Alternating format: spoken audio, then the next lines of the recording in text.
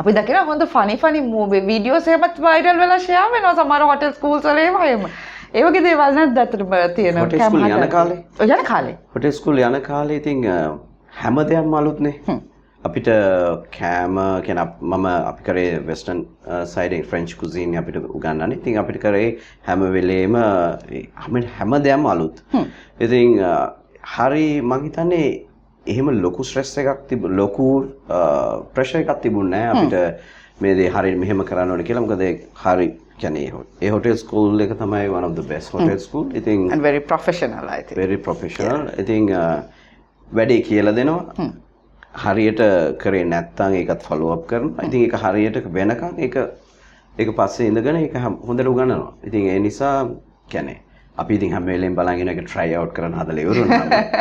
ඒ ඇරුණාම හදන ගමන් කනවා නෙවෙයි. එහෙම බෑ. අවුනොත් එහෙම දැන් රූල් එකක් තියෙනවානේ කුස්සියේ කෑම කන්න බෑ. කුස්සියේ ටේස්ට් කරන්න විතරයි පුළුවන්. ඒ නිසා ඒවා එක තමයි මම කියේ ඒවා පුංචි දේවල් පවා හරියම ඔව්. ඒක ප්‍රොෆෙෂනල් ෂෙෆ් කෙනෙක් වෙන්න ඉතා වැදගත්. ඒ කියන්නේ නැත්නම් කුස්සිය හදන දේවල් කන්න ගියොත් ඒව නැති වුණොත් එහෙම කුස්සියේ තියෙන ඩිසිප්ලින් නැති වෙනවා. ඒක ප්‍රොෆෙෂනල් නෙවෙයි. අපි ඒ වගේ දේවල් දකින්න නැත්තේ නෑ. ඒක අර එළියට අපි හැම වෙලෙම හරියට කිව්වොත් එහෙම නිකන් අපි හැම වෙලෙම රඟපානවනේ. ඒ කියන්නේ අපිට ඕනේනේ අපි දේවල් පෙන්වන්න. ඉතින් ඒ වගේ දේවල් දැක්කම ඒකේ රෙපියුටේෂන් එකට හොඳ නෑ. ඉතින් ඒවා ඒක තමයි ඒක හදන්නේ.